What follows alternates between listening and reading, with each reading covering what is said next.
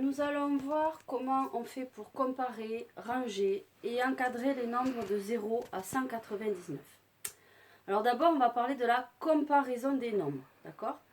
Donc là, on va d'abord, il faut que tu comptes le nombre de chiffres qu'il y a dans chaque nombre. Donc par exemple, si je prends 78 et 142, d'accord? Pour savoir quel est le plus petit des deux ou le plus grand des deux, il faut d'abord que je compte le nombre de chiffres. 78, il en a 2. 142, il en a 3. Donc c'est le plus petit, celui qui a le moins de chiffres. Et on va mettre, tu te rappelles, ce signe-là. C'est le crocodile. Il a la grande bouche du côté du plus grand et la petite queue qui pique le plus petit. Ok ? Que se passe-t-il quand il y a le même nombre de chiffres de chaque côté? Admettons 157 et 172. D'accord? Donc il faut que je compare toujours les nombres de gauche à droite. Je vais commencer par les centaines. Une centaine contre une centaine, c'est pareil, je ne peux pas comparer. Il faut donc que je passe aux dizaines. 5 dizaines contre 7 unités. Ah, là je peux comparer. Je sais que 5 est plus petit que 7, donc 157 va être plus petit que 172. D'accord? Maintenant, voyons si les dizaines sont les mêmes aussi, qu'est-ce qui se passe? Par exemple, si tu veux comparer 183 contre 187. Tu verras après en lisant la leçon que ce sont les mêmes chiffres que j'utilise dans la vidéo. Une centaine contre une centaine, je ne peux pas comparer. 8 dizaines et 8 dizaines, c'est pareil, je ne peux pas savoir. Par contre, 3 unités contre 7 unités, eh bien 3 c'est plus petit que 7, donc 183 est plus petit que 187, ou en termes de grand, on peut dire 183 est inférieur à 187.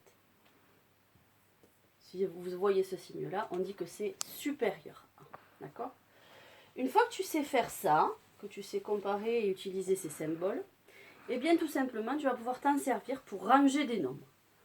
Donc si on te demande de ranger dans l'ordre croissant, c'est du plus petit, hop, je te fais un joli petit bonhomme, vers le plus grand, comme la croissance. On est en train de grandir. Et si on part de l'ordre décroissant, eh bien c'est l'inverse. On part du plus grand pour aller vers le plus petit. D'accord? Donc on va essayer de ranger ensemble quelques chiffres. Si je range ces chiffres-là, alors je les prends au hasard, 136, 24, 165, 152, je vais pas voir, 152, 178. Allez, on va s'arrêter. D'accord? Si on te dit dans l'ordre croissant, c'est du plus petit au plus grand. Je cherche le plus petit, donc c'est celui qui a le moins de chiffres. Celui-ci, 24 d'abord. Et puis, il est plus petit que, donc une fois que je l'ai utilisé, je peux le barrer. Comme ça, je me rappelle que je l'ai déjà utilisé. Je regarde, ils ont tous une centaine, donc je regarde les dizaines. 7, 3, 6, 5. Le plus petit, c'est 3 dizaines. 136. Je continue. Il me reste 7 dizaines, 6 dizaines, 5 dizaines. Le plus petit, c'est 5 dizaines. 152. Puis, 7 et 6, 165. Et enfin, 178. Voilà. Je vérifie à la fin que j'ai bien tout barré dans la consigne. Comme ça, je sais que je les ai tous bien rangés. Si tu devais faire par ordre décroissant, eh bien, ça serait l'inverse. 178 est le plus grand. Pardon, je me trompe de signe. 165. 152. Hop, 136. Désolée, il y a des gommettes dessus. Et 24. Voilà, d'accord? Tais-toi, Léo, s'il te plaît. Écoute. Ça, c'est pour ranger. Donc, il n'y a que deux solutions. Croissant ou décroissant. Il faut bien faire attention à ces mots-là. Ensuite, il y a encadrer. Alors, il y a deux façons d'encadrer pour l'instant. Après, il y en aura plusieurs. Il y en aura d'autres avec les grands nombres, mais tu les verras plus tard. Il y a encadrer avec le nombre précédent et le nombre suivant. Précédent, ça veut dire avant. Et suivant, c'est après.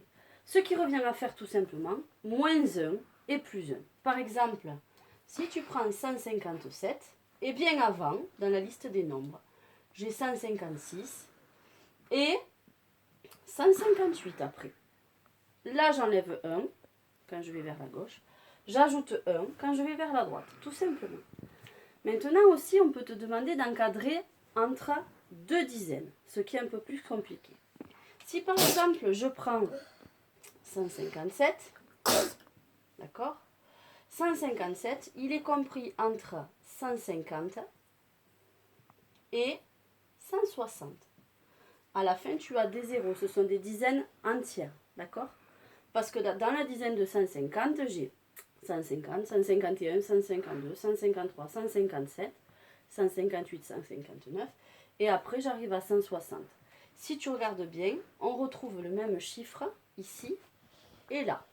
Et là, on retrouve le même chiffre plus une dizaine puisque c'est celle d'après. Donc 15 plus une dizaine, ça fait 16 dizaines. Et 16 dizaines, c'est 160. D'accord? Si on prenait ce chiffre-là, eh bien la dizaine qui serait avant, ça serait 170. D'accord? Puisque j'en ai 17 ici. Et celle d'après, 170 plus une dizaine, donc 17 dizaines plus une dizaine, ça fait 180. Voilà, j'espère que ça va t'aider pour faire le fichier de numération tout à l'heure. Bon courage et bonne chance. À bientôt!